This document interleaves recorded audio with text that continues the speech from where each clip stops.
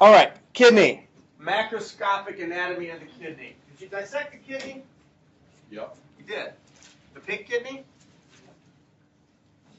So we used to Hard to see. get like a sheep kidney. It was injected with 3 different colors, and we'd cut it in half and try to see everything. Oh, okay.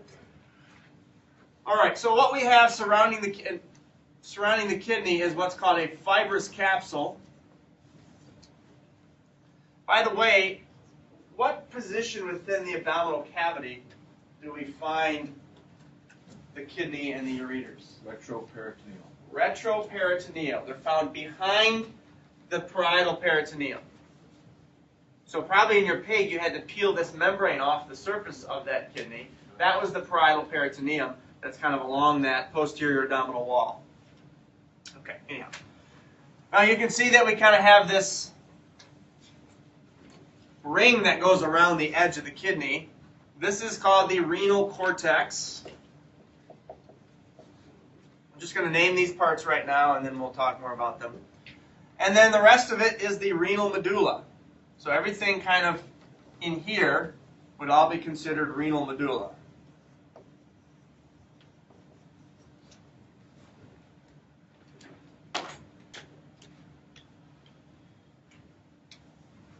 Now all this stuff here that's kind of yellowish, specifically those are called collectively renal calyces.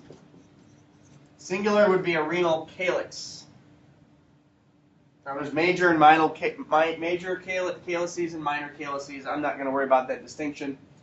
But these are what collect the urine and lead it into this larger structure here called the renal pelvis. And I'm probably just repeating what you've already heard.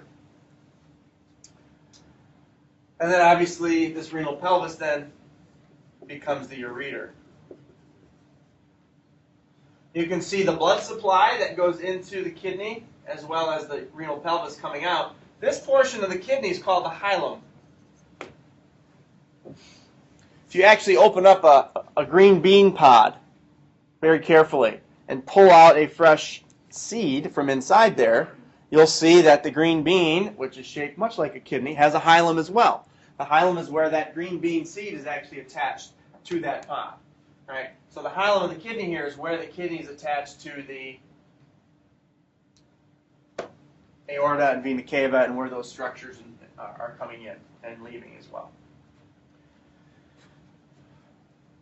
Now if we look a little more closely at the internal workings here of the kidney, you can see that we kind of have these little triangular structures. What do we call those? Pyramids. Renal pyramids. And these renal pyramids, as we'll see in the next slide, consist of parts of the nephron loop and the collecting ducts. And then we have these structures of these tissues between the renal pyramids that are kind of there just for support. Those are what we call the renal columns.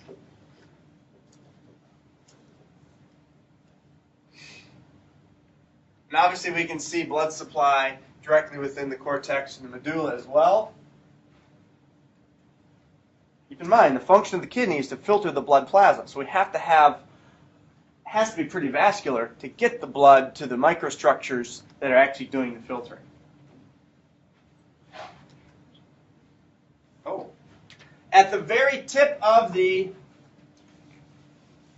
renal pyramids, all the collecting ducts there kind of emerge and form this little tuft here, and that's called the renal papilla. If